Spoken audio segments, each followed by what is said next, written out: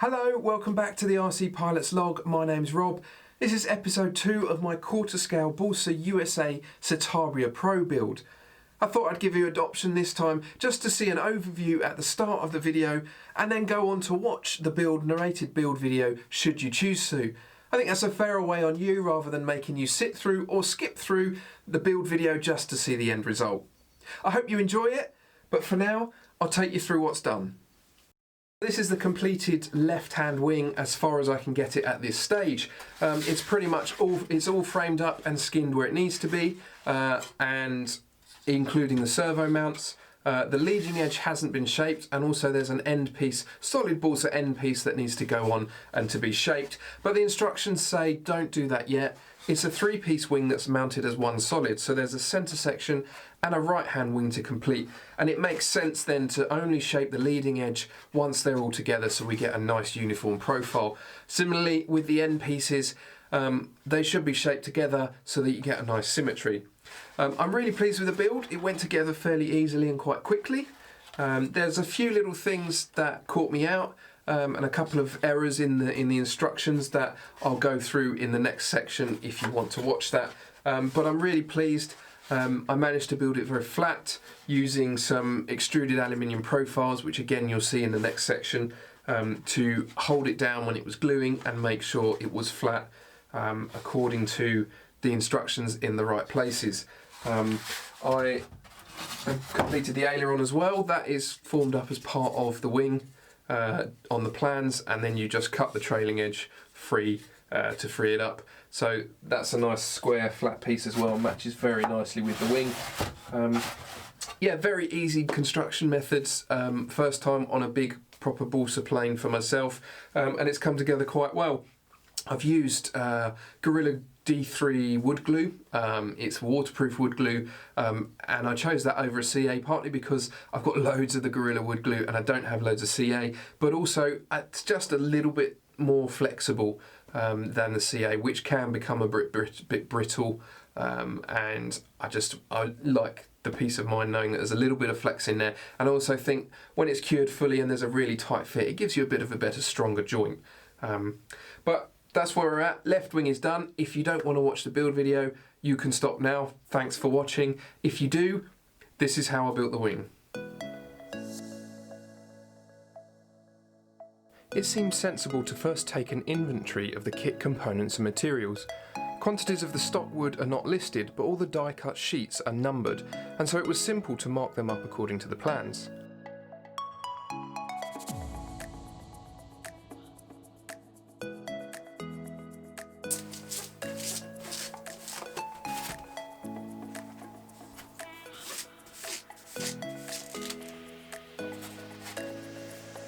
The plans are clearly too large for my build table. I was already prepared for this and had planned to cut them down to a more manageable size, but it still felt a little bit uncomfortable cutting them up. The tail plane was trimmed off and the left and right wings were separated. The instructions start with the left wing, so the right wing plans were taped to the wall and the left pinned down to a sheet of insulating foam.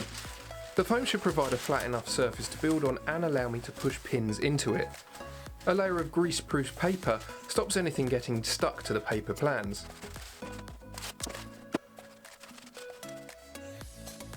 Following the build manual, the first task is to make 2 main spars by gluing 2 balsa strips together. These must be straight and true, so I used several engineered aluminium profile extrusions, which are flatter than anything else I have access to squeeze the strips together uniformly.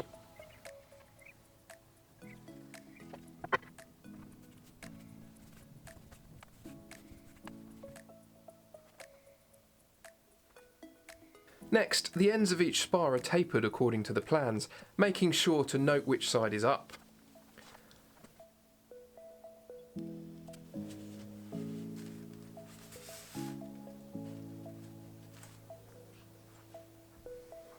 Following along with the build steps, which are well illustrated and explained, the wing starts to take shape with a trailing edge, ribs, main spar and leading edge spars. I'm using Gorilla D3 wood glue and applied it liberally on each joint before it's assembled, and a smear on each joint once fitted for extra measure.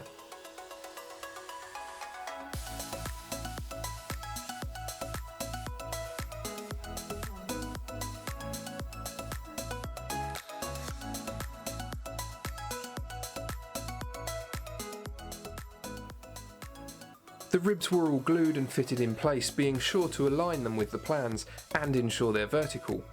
This is where I encountered my first nuance with this kit. The innermost rib, which joins the centre wing section, should be fixed for dihedral. The plans include a dihedral gauge used to align the rib, but it's a paper template that must be cut out and used to make, by hand, a wooden dihedral gauge. This is all well and good, but the dihedral is specified down to 1/100th of a degree, by hand. With such well die-cut ribs and formers, it wouldn't have taken much to punch a dihedral gauge out, would it?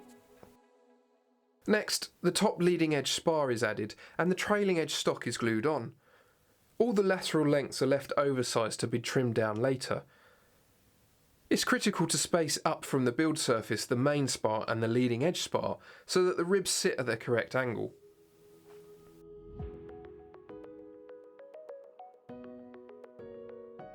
The wing is starting to take shape now, and it's a really satisfying and quick process.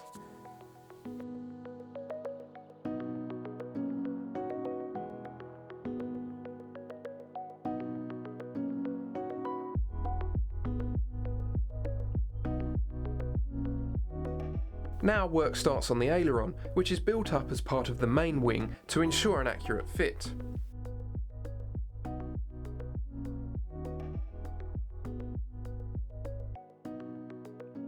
Each time several large parts were glued on, I used the extrusions to weigh it down flat on the spacers to ensure it's going to come out flat. Following the steps set out in the build manual exactly, the aileron is built up by adding the trailing edge and then the rib sections being sure to space them correctly.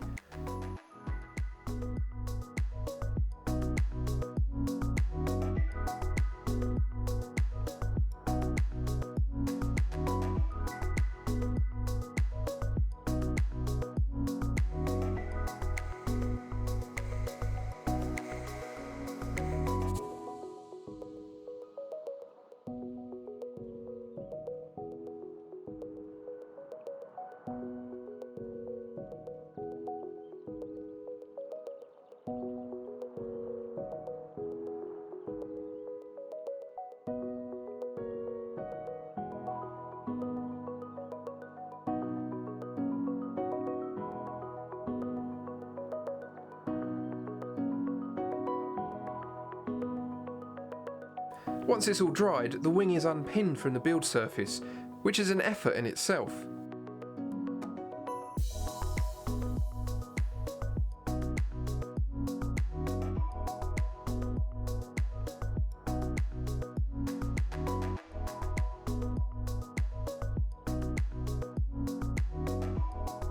At this stage, the joints between the ribs, spars and leading edge are lightly sanded even in preparation for the leading edge skin and rib cap strips.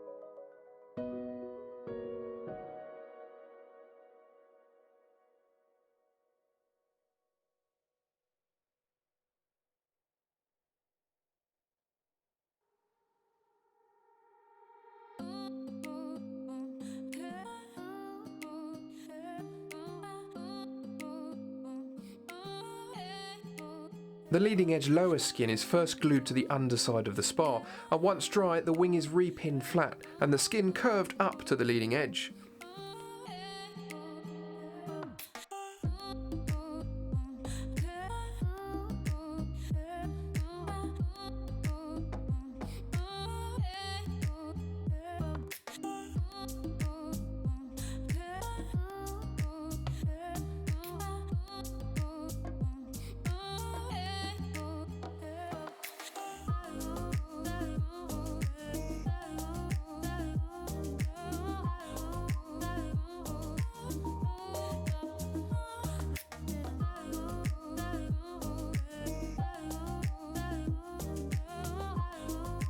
Once fully stuck, I moved on to the top skin. The plans call for the same dimension sheet, a 3/32 by 3/36 as the lower skin, but there's only 2 of those in the box, rather than the 4 needed for the 2 wings. There were, however, 2 of the 3/32 by 2.5 by 36 sheets, which I assumed were the right stock, but just undersized, so I went ahead and used those on the top skin. Once that's stuck, the rib cap strips were cut to size and glued on each rib.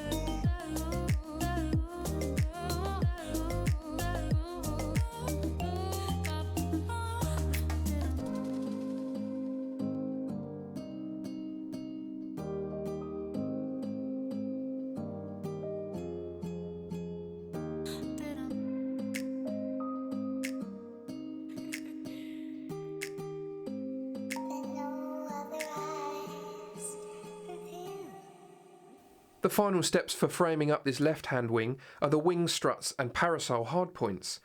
These are cut to size and recessed into the appropriate ribs so that they sit flush with the 3/32 cap strips.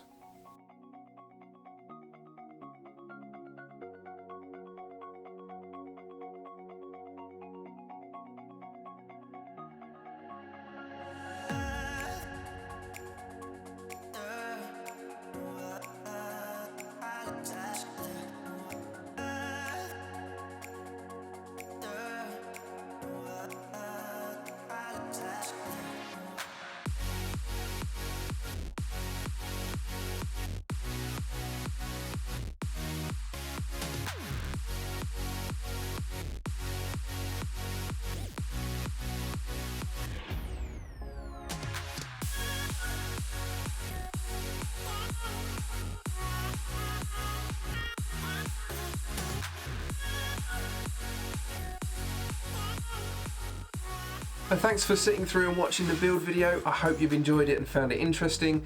I've certainly really enjoyed the process of building this left-hand wing. I've learnt a lot in the process. It is my first large-scale proper Balsa build, and I'm really pleased with how simple I found it.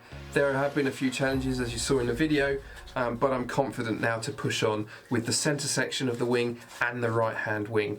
And I'll get those all framed up and shaped before I move on to the fuselage and the tail feathers.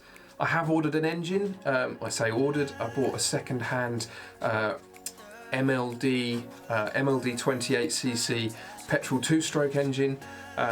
Puts out about 2.8 brake horsepower, and I chose that over something like an NGH 25cc 2-stroke because firstly it was cheaper, but also it's just got slightly more power for not much extra weight, so I think that's going to be a good choice. I'm looking forward to receiving that and starting to get that set up on the bench and tested. This is a big learning curve for me. I've not done much Balsa stuff before, and I've certainly done no IC engine planes. So thanks for watching. Please stay tuned. It's going to be an interesting journey. I hope you have enjoyed the video today. Please do subscribe if you're not, and also like and share if you enjoyed. Thanks a lot. Take care.